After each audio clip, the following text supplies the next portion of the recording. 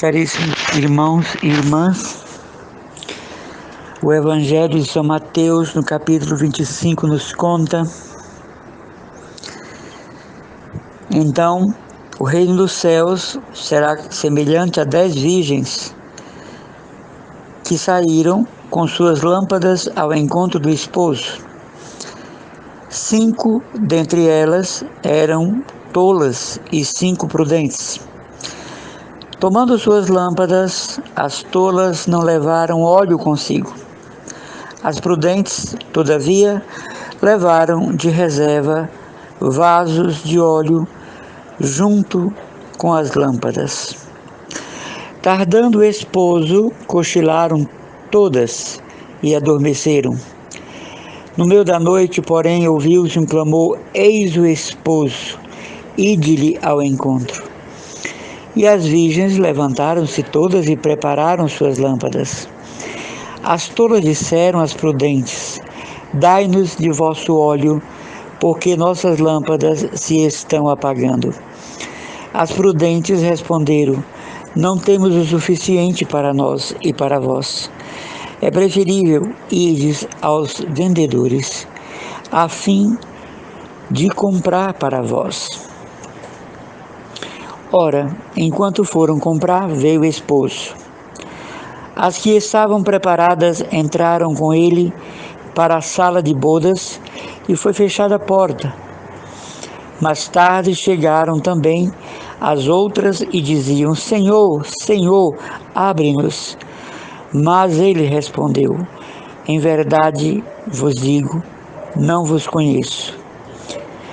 Vigiai, pois, porque não sabeis nem o dia, nem a hora.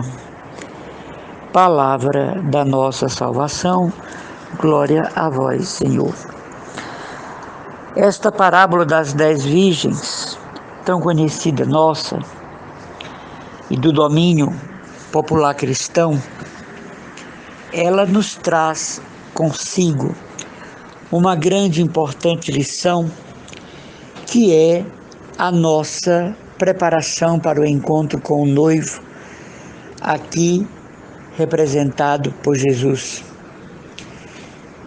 Essas lâmpadas acesas com óleo suficiente em reserva significam as boas obras, significam os bons propósitos, significa a condição de alguém que a qualquer momento está preparado para as bodas eternas. A morte não pode ser, meus irmãos, um problema na cabeça de um cristão católico. Primeiro, porque somos batizados. Depois, porque temos Jesus na Eucaristia e fomos crismados.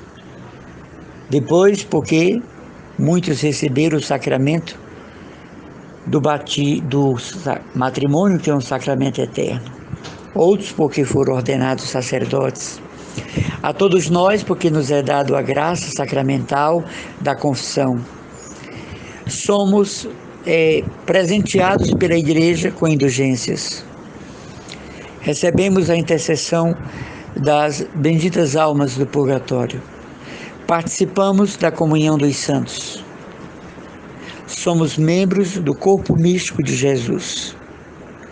Nossa dívida foi paga na cruz do Calvário.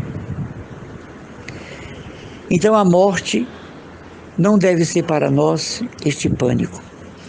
O que acontece é que muitas vezes eu e você somos tão apegados a esta vida, às coisas desta vida, às pessoas, aos bens, que não suportamos a ideia de ficar sem eles, de perdermos, de nos afastarmos. Às vezes nós idolatramos filhos, marido, esposa, netos, amigos, que não suportamos a ideia de irmos para um plano superior, para uma realidade mística transcendental, que é a morte, e ficarmos sem essas pessoas. Muitas vezes nós somos tão apegados aos prazeres da vida, que às vezes, independente da nossa idade, ainda queremos usufruí-los. Eu sou de opinião que as pessoas idosas devem cuidar da saúde. Eu sou de opinião que as pessoas idosas devem fazer tudo que está ao seu alcance para continuar a vida. Mas que ridículo, meus irmãos, vermos pessoas idosas em boates, em dancinhas, em festas em parques públicos, subindo e descendo serras, subindo e descendo em árvores, fazendo piruetas. É muito ridículo, né? Porque compete às pessoas idosas o bom exemplo da vida social e, sobretudo, se é um cristão católico. Não há problema de uma pessoa idosa estar numa academia, num tratamento de saúde, num tratamento de beleza, mas a exposição social dramática, vergonhosa, eu acho isso uma coisa muito triste numa pessoa idosa. E eu mesmo, que já estou caminhando para isso, eu me sinto envergonhado diante de idosos que perderam completamente a compostura moral e são um motivo de vexame para a família e a sociedade e, por que não dizer, para a igreja. A morte, ela nos causa pânicos, porque a semente do pecado plantada em nós faz com que germine um apego por esta vida, por estas realidades. E é muito natural que não queiramos morrer. Mas de um modo muito claro, a morte significa o encontro com o nosso Criador. Muito mais do que um ajuste de contas, é o encontro de amor. Muito mais do que um julgamento severo, inclemente, impiedoso, como muitos pregam, é o encontro do pai com o filho, do pai com a filha. É uma festa de bodas, como diz São Mateus, onde o pai vai descortinar horizontes espirituais inimagináveis para nós. Toda ideia que você fizer do céu e eu não é o céu. É muito mais que possamos imaginar. Olho nenhum viu, ouvido nenhum escutou o que Deus tem preparado para aqueles que o amam. É assim que nós cremos. As nossas lâmpadas devem estar acesas. Nós temos que ter uma reserva para a demora do esposo. Não sabemos a que hora ele virá. Há algumas semanas eu falei aqui sobre reserva interior. É justamente isso. Nós estarmos condignos esperando a chegada do esposo. Porque ninguém sabe o dia e a hora, como diz São Mateus. E para longe do medo, do pânico, do pavor, da morte, é melhor nós acalentarmos uma ideia de encontro amoroso, de encontro saudável, eterno, com aquele que nos salvou na cruz. E lá na cruz preparou o banquete celeste da nossa eternidade. No tálamo da cruz preparou o nosso quarto nupcial. Preparou a nossa feliz eternidade. Hoje, com esse clima de pandemia, parece que a morte é um slogan na cabeça dos cristãos. Não, é a vida que deve brotar em nós. É a esperança que deve suscitar em nós um reforço para nos livrarmos desta pandemia. Essa pandemia tem a ver também com aspectos psicológicos. Essa pandemia tem a ver com pessoas que acabam atraindo para si o vírus, de tanto pânico desnecessário, né? De tanta desarmonia emocional em torno de algo que vai passar, como passou a gripe espanhola, como passou a coqueluche, como passou a tuberculose, como passou o sarampo, como passou a peste negra, e todas epidemias e pandemias que nós temos conhecimento. Por que esta não passaria? O que nós temos que ter dentro de nós é o óleo da fé para acender a lâmpada da nossa expectativa esperançosa. E termos reserva, ou seja, para quando o noivo demorar, nós estarmos preparados para o banquete celeste, que outra coisa não é do que a compensação das nossas virtudes com relação ao sacrifício de Jesus na cruz e ao sacrifício incruento da Eucaristia. Esta manhã, na minha meditação matinal, eu estava lendo São Basílio e ele falava que a morte é apenas um passar para o outro lado da margem do rio, onde nos esperam não mais o jardim do Éden, mas a casa do Pai, a herança do Pai para os filhos por Ele amados, por Ele julgados dignos da convivência paternal eterna. Mas o meu toque especial de reflexão para nós hoje é a lâmpada acesa, o lampadário em chamas. Estarmos sempre preparados não só para a morte é um detalhe, mas para a vida com Deus, para a manifestação suntuosa ou simples do que seja sua graça. Como anda minha lâmpada? Bruxuleante, apagante, sem óleo? Aqui a lâmpada significa a fé. Eu tenho reserva de óleo, porque na parábola dos 5 imprudentes, as 5 tolas, foram comprar, e no que voltaram o noivo já tinha entrado e a porta foi fechada. E o mais doloroso, o noivo vai dizer: eu não as conheço.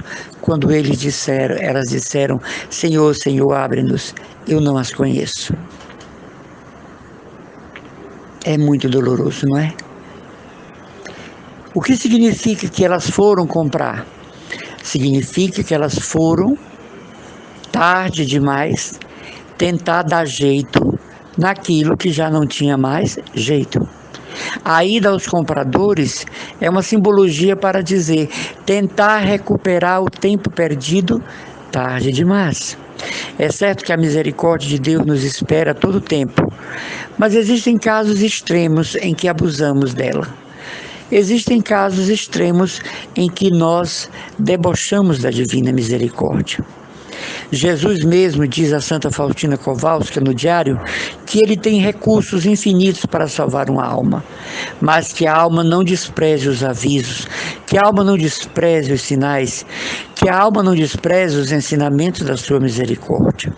O que nos acontece de ruim, negativo, pesaroso, são lições, são ensinamentos, são avisos da misericórdia divina para que não percamos a nossa salvação já nesta vida.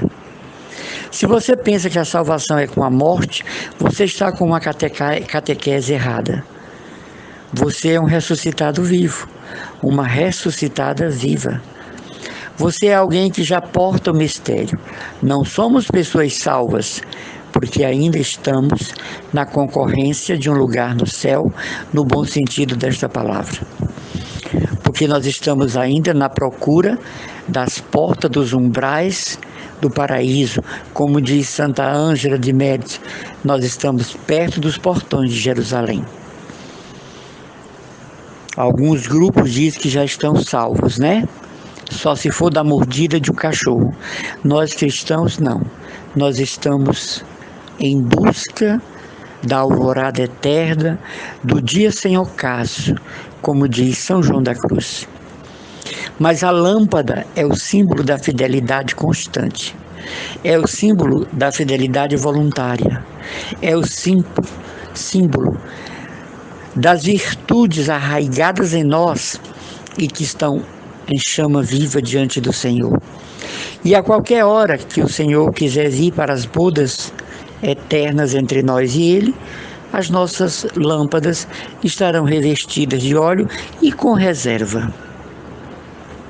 Por isso, caros irmãos e irmãs, hoje nós vamos refletir sobre isso. E minha lâmpada como anda?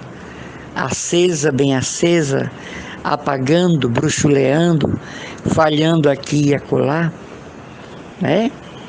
Outro dia, nas minhas devoções aqui no eremitério, eu estava fazendo uma novena e impressionante notar, a vela, o pavio não acendia por nada neste mundo.